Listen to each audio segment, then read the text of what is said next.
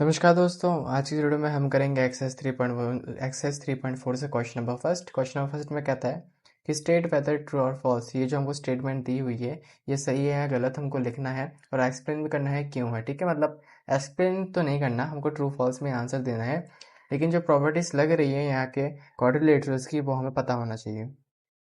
ठीक है, और यहाँ पे जो प्रॉपर्टीज यूज होने वाली है मेनली 3.4 एक्सरसाइज के अंदर आपका रोम्बस, रेक्टेंगल एंड स्क्वायर, इन तीनों शेप्स के प्रॉपर्टी के बारे में बात होने वाली है।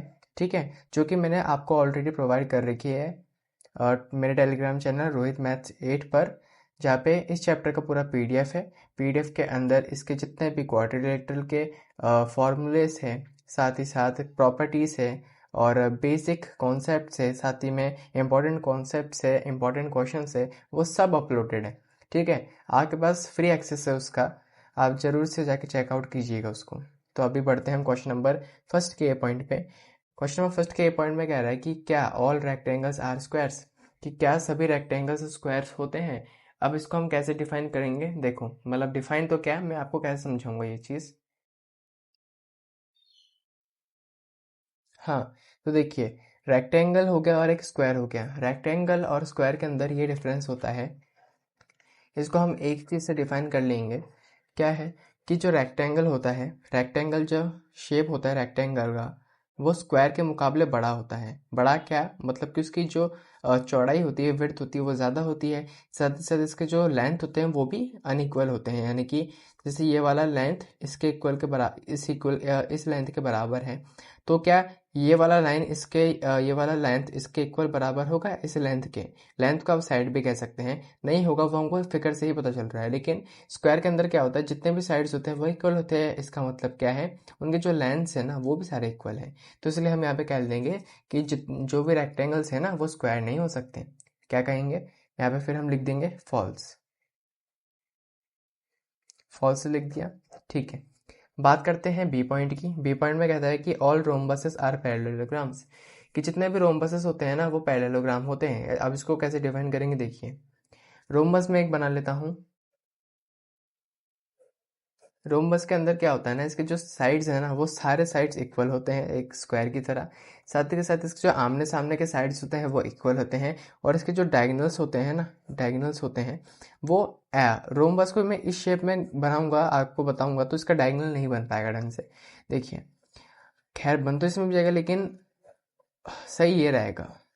तो इसके आमने सामने के साइड्स इक्वल रहेंगे, साथ ही इसके जितने भी साइड्स है वो सारे इक्वल रहेंगे, और इसके जो डायगोनल्स होंगे वो परपेंडिकुलर होंगे, बाइसेक्ट करेंगे वो। इसके जो डायगोनल्स है वो परपेंडिकुलर बाइसेक्ट करेंगे। ठीक है, और साथ ही साथ इसके अंदर जो भी पैरेललोग्राम है उसकी सारी प्रॉपर्टी लगती है। तो यहाँ पे हम कह देंगे कि ये ट्रू स्टेटमेंट दिया हुआ है, तो ये ट्रू हो गया। ठीक है, बात करते हैं all squares are rhombuses and also rectangles, कि सारे स्क्वायर्स और रोम्बस रेक्टेंगल्स होते हैं। देखिए ये एकदम ट्रू बात है, क्योंकि एक स्क्वायर होता है, एक स्क्वायर ही ऐसी शेप है जिसके अंदर हर एक क्वाड्रिलेटरल का जो रूल है, यानी कि उसकी प्रॉपर्टीज है, वो लागू होती है, फॉलो होती है। तो इसको हम ऐसे कर देंगे ट्रू। ठीक है, बात करते हैं यहाँ पे डी पॉइंट की, all squares are not parallelogram, जो भी स्क्वायर्स होते हैं वो पैरेललोग्राम नहीं होते। अब मैंने एक चीज़ बताई आपको कि स्क्वायर्स के अंदर जितने भी प्रॉपर्टीज होते हैं एक क्वाड्रिलेटरल के, ठीक है, यहाँ पे किसी भी क्वाड्रिलेटरल के, वो सारी फॉलो होती है। ठीक है, लेकिन यहाँ पे एक चीज़ आ गई कि नॉट, यानी कि स्क्वायर्स के अंदर पैरेललोग्राम की प्रॉपर्टी नहीं लगती है। तो ये नॉट की वजह से ये स्टेटमेंट यहाँ पे फॉल्स बन जाएगी। अगर यहाँ पे नॉट नहीं होता तो ये आंसर बिल्कुल करेक्ट माना जाता, क्योंकि स्क्वायर्स के अंदर सारी क्वाड्रिलेटरल की प्रॉपर्टी फॉलो होती है। अब ये पॉइंट में कहा है कि all kites are rhombuses, all kites are rhombuses. ठीक है, अब काइट,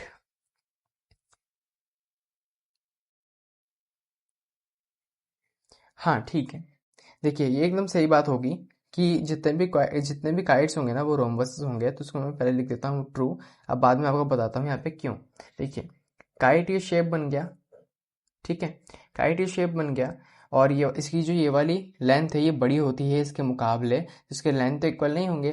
साथ ही के साथ जो काइट उसके दो छोटी साइड होती है, जैसे मैंने बोला, ये देखिए ये दोनों छोटी साइड है और ये दोनों बड़ी साइड है। तो एक तो ये चीज़ हो गई। और रोम्बस के अंदर क्या होता है, रोम्बस के अंदर सारे साइड्स इक्वल रहते हैं। ठीक है, और साथ ही के अंदर जो डायगोनल्स है वो परपेंडिकुलर बाइसेक्टर बनते हैं, तो इसलिए यहाँ पे ये वाला पॉइंट ट्रू हो जाएगा।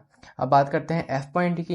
एफ पॉइंट में कहा कि ऑल रोम्बसेस आर काइट्स, ठीक है, बिल्कुल हो सकता है। देखिए ऑल काइट्स आर रोम्बसेस, ठीक है, ऑल काइट्स जितने भी काइट्स हैं वो रोम्बसेस होंगे, तो जो रोम्बसेस हैं जितने भी रोम्बसेस हैं वो भी काइट्स हो सकते हैं, इसलिए यहाँ पे ट्रू। अब ऑल पैरेललोग्राम्स आर ट्रेपेजियम, जितने भी पैरेललोग्राम है वो ट्रेपेजियम होते हैं। ट्रेपेजियम मैं बना देता हूँ, देखिए